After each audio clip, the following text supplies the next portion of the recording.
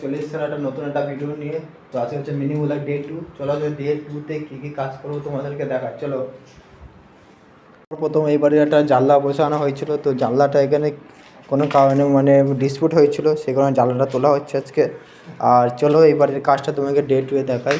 তো এটা হচ্ছে রান্নাঘর, মোবাইল টালে বসেছে 18-12 কাপ আর প্লেটের, তোমরা দেখতে পাচ্ছ। আর এটা হচ্ছে টেবিল আছে, টেবিলের নিচে একটা থাক আছে, এটা এখানে আছে ড্রেসিং, লম্বা বড় টেবিল। আর ওটা হচ্ছে থালা বাসন ধোয়ার জন্য একটা জায়গা করা হয়েছে।